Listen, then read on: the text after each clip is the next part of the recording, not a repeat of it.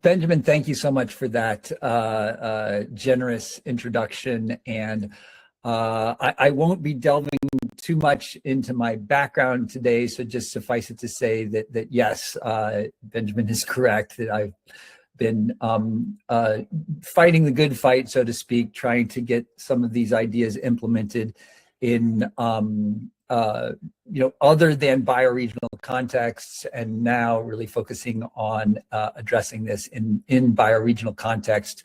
Still, early stages on that. So, caveat that this is work that has multiple decades of background, but application to bioregionalism is still very early. And so, I'll start with just sort of an invitation if anybody wants to think about and implement this stuff together. All ears here. So I'm just going to give a little bit of background before diving in. I guess the main thing I'll say, and I assume this isn't news to this audience, but that civilizations, if you look at the history of civilizations, and I'm drawing here in particular on the work of Luke Kemp and his recent book, Goliath's Curse, which if you haven't read it, I strongly encourage it, essentially shows that, civilizations have collapse baked into their DNA. And, Joe Brewer, who many of you may know, says this very succinctly recently, that 100% of all empires and civilizations in the historic record were not sustainable. All of them overshot their ecological and social carrying capacities. And so that's some of the terminology that we're going to be exploring in more depth here. And I want to just start by kind of contrasting that with other cultures. So if you look at indigenous cultures, and I'm sure some of you are familiar with the work of Lila June Johnston, her 2022 dissertation is really an amazing piece of research where she weaves together evidence of millennial scale indigenous regenerative land management and food systems, whereby these cultures developed practices for working regeneratively in their landscapes in ways that did not collapse. Now, certainly Lila June would acknowledge that there were civilizational scale collapses within indigenous communities, but that isn't sort of definitional or endemic. So I want to really focus in on this question of carrying capacity, and I won't go into the long history. The term sort of emerged first. We see it in the late 1800s, but it really gained currency with the ecological movement, and I'd say its sort of pinnacle of popular exposure was with this 1972 limits to growth.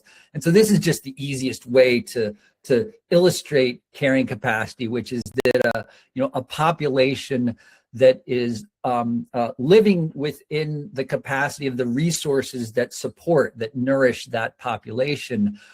They're within their carrying capacity, and they will, they can continue. A population that exceeds its carrying capacity that's the term, is overshoot. It's overshooting its carrying capacity, and that leads to collapse.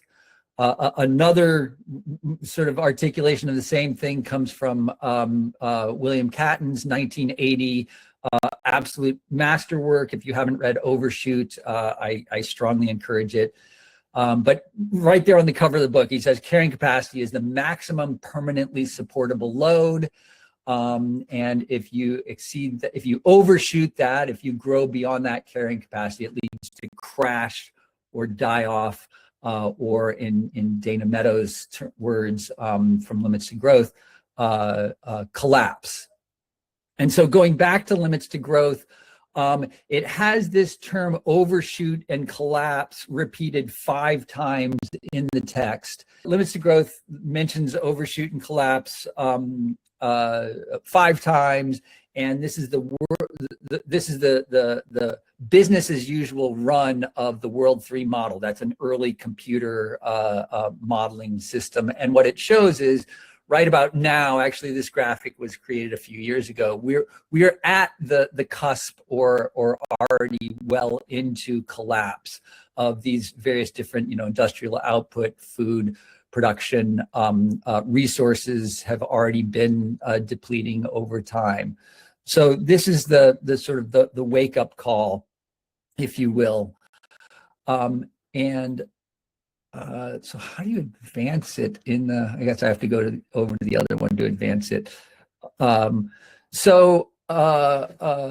back to overshoot, the question arises, if we've been in overshoot, how are we not experiencing collapse? Like, what is this delay mechanism? And that's a concept that Catton calls phantom carrying capacity. So it's either the illusory or extremely precarious capacity of an environment to support a given life form or a given way of living.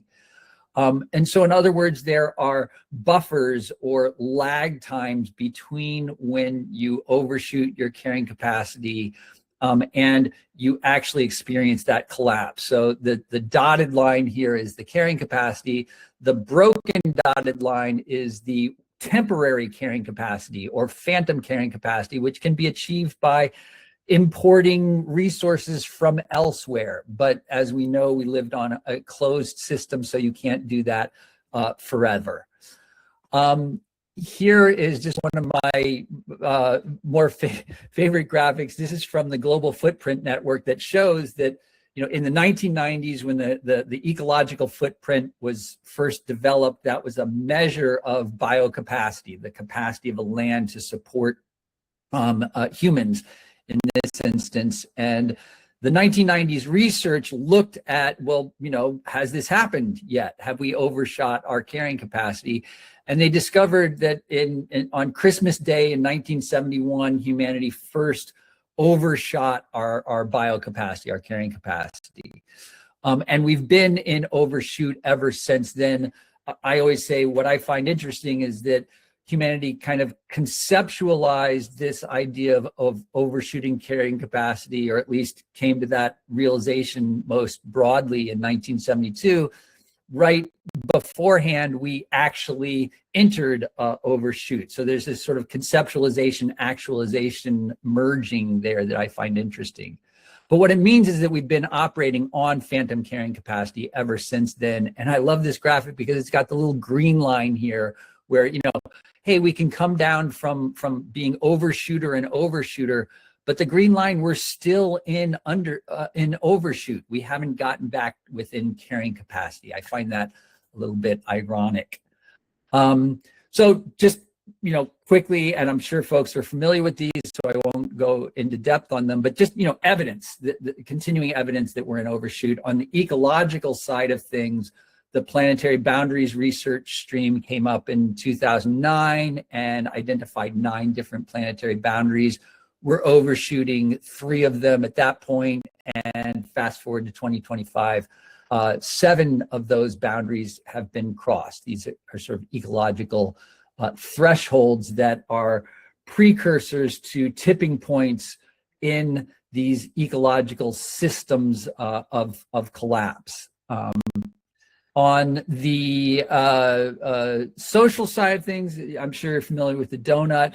That was first conceived in 2012, first calculated in 2017. And as you can see from the inner ring here of social foundations, what you might call undershoot, where we are below the social foundations or the minimum threshold of resources necessary to support human beings and others. We're crossing all 12 of those, and fast forward to 2025 last year, there was a recalculation, and surprise, we're still undershooting significantly. So that's sort of the situation. I'm going to go to Dana Meadows, who was the lead author of the Limits to Growth report, and this is her 1998, I consider it a real Bible indicators and information systems for sustainable development. And she said, if you're going to try to measure sustainability, you need to do it relative to carrying capacity or threshold of danger. So carrying capacity and threshold are linked concepts.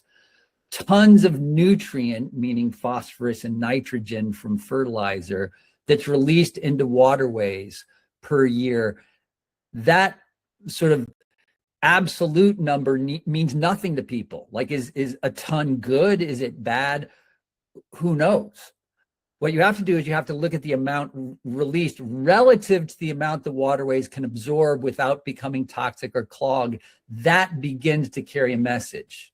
And every time I present this, I say, no, Dana, that is the message. That it goes deeper than that. So to measure carrying capacity, you really need to look at two different elements, and they're both contained in the early ecological footprint methodology and then carried into other methodologies. So the ecological footprint is itself a threshold. So that measurement of biocapacity is the threshold delineating between sustainable and unsustainable performance. But then there's this idea of fair earth shares or an allocation. And that's an allocation, you could either look at it as an allocation or a share of resources, as it's done here, that every human being would need 4.2 acres of land in order to produce the resources that they need, the food, shelter, et cetera, in order to survive. You could also look at it as an allocation or a share of responsibility for managing your impacts within the carrying capacity. And that's the sense that we often use. So in terms of actually calculating this, a close colleague of mine, Mark McElroy, who worked directly with Dana back in the day, he was chair of her Sustainability Institute until 2001, well, beyond 2001, but she passed away then. So he kind of carried on her work on carrying capacities, and he was mostly looking at how do you apply a systems level impact to a smaller scale, like an organization was his particular focus. And you do that by the allocation. But what you're measuring is the actual impact. So what's actually happening in the world over, in a quotient, the normative impact. That's the sustainability quotient is what is actually happening and what would need to happen in order to be sustainable. It's fairly simple and intuitive, but it rarely gets implemented in reality. And so just to give you a quick sense of what that might look like, people are familiar with the term carbon footprint. That's actually a dilution of the term. Carbon footprint actually doesn't have that threshold baked into it the way that ecological footprint, the original conceptualization of the footprint idea, had the threshold baked into it. So carbon footprint was largely a brainchild of British Petroleum in order to greenwash the notion of footprints. So you have to re-add the carbon budget or the threshold into the equation. Or if you were to look at it from a social perspective, an actual wage compared to a living wage would be the quotient that you're looking at. So the living wage is what it would need to be in order to be sustainable. If the actual wage is above that, then you're operating within your social carrying capacity, if you will. If it's below that, you're undershooting. And here, just a quick, I'm not going to go into depth on this, but the United Nations came to us, McElroy and R3.0, in 2018 to basically say, look, we've looked at your research. We think that this approach, what's called context-based sustainability, this thresholds-based approach is what's needed. And we think that the UN Sustainable Development Goals, when we look at them, we don't see these thresholds anywhere in there. So we believe that we need to create a new set of sustainability indicators that integrate these thresholds. And so we worked with them for 4 years to develop what's called the Sustainable Development Performance Indicators. And those are arguably the most sort of advanced set of indicators globally that integrate these thresholds into it, although still, a work in progress, you might say, or still warrants continuing development. So just pointing to the fact that this has pretty high level engagement and implementation happening behind it. So now I want to return to Dana and just her quote here. This is from a 1982 paper that she wrote on the history of the Baue group, which was the group of scientists and researchers and activists globally that sort of gathered together in the wake of the limits to growth.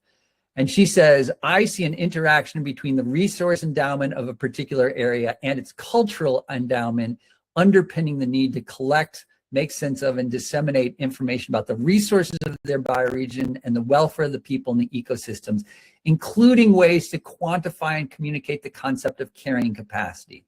So this is, I think, the call to action, if you will. Now, applying carrying capacity at the bioregional scale is, as you can see from McElroy's work that I mentioned earlier, it's conceptually feasible. It just requires that allocation step. So you just need to allocate. So for example, global budget of carbon, you would need to allocate down to a bioregional scale. Conceptually, that's pretty straightforward. In practice, that's a little bit more difficult. So what I'm pointing to here is there's a series of papers that came out in early 2024 from what's called the Earth Commission. This is a group of scientists who are working under the Global Commons Alliance, which is, advancing this thresholds-based work. And essentially what they said here, this is in the second paper, where they really go into the bioregional approach. They basically say that when you're making this downscaling to the bioregional scale, you have to make sure that you are dynamically relating the bioregional scale to the global scale so that you don't end up either overburdening a particular bioregion or under accountabilizing, so that you, in other words, a bioregion could be particularly rich in resources and therefore, really has a responsibility to share those resources, or it may be a bioregion that is that has been impoverished, perhaps by colonialism over decades and centuries and even millennia. And so it in essence says that we have to dynamically relate the bioregion's sort of allocation of those resources with a perspective that takes global fairness into account. That's a gross oversimplification of the matter, but there you have sort of the issues that need to be addressed. Here's just a quick view of the work that we've been doing since 2024 to kind of lay out some of the variables that one would need to take into account. We've got a sort of research project spec'd out that we just would need to get funding for. But in the meanwhile, we've done a series of sessions similar to this one, where we've looked at various different dimensions of bioregional carrying capacity. And this has been a pretty quick kind of whistle stop through, and I'm a little bit over time, but I'm just going to end here with a kind of, here's the provocation that I'm really wanting to insert. So I want to take you back about a year to, this is the Foundation House. We were presenting, the Northeast Woodlands Bioregioning Collective was presenting there on our work. And this guy, Bob Andrew, who's with the New World Foundation, they've taken over the NOVO funding to bioregions that kind of the plug got pulled on those recently. But anyway, Bob asks, how do you measure impact bioregionally? And our honest answer is we know conceptually, but we don't quite know how to do this in practice exactly. Like, we can't fully implement this yet. But here's what I want to propose, is that if we're looking to develop bioregional MRV, I think that on the measurement side, there are many things that you would need to take into account, but at the very least, you would need to take into account what is the impact vis-a-vis carrying capacities. And so that's where our 3.0's work comes into play.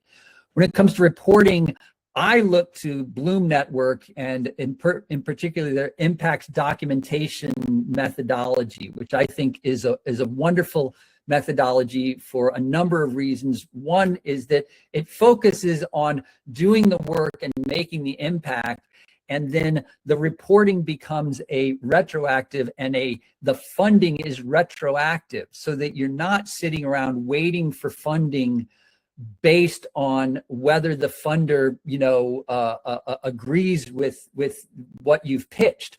You do the work, you document that work, and then the funding says, oh, this work is done. So it kind of flips the traditional equation on its head and prioritizes action. And then finally, I think Regen Foundation, I know that Austin spoke to you, so you've seen this in detail, but what has impressed me with Regen Foundation since they started several years ago was that they were not going to take the approach, or they were going to augment the existing approach of sort of desk research of verifying impact based on the judgment of a third party. They're actually developing what they call an impact oracle in their claims engine to actually engage with those who are making the impact and those who are directly impacted, to be the parties who have a voice in the verification. And I think that this is fundamentally transformational to the impact verification, impact assessment field. So I think that a kind of sewing together of these elements and others, I think, would need to be pursued. So that's just the provocation that I want to leave us with in my brief time here. Last slide is just to mention this all falls under our 3.0's bioregional knowledge commons work, and I know that Open Civics is very actively involved in the bioregional knowledge commons field, and we just have pulled together a proposal to look at practices and patterns as a sort of proto bioregional commons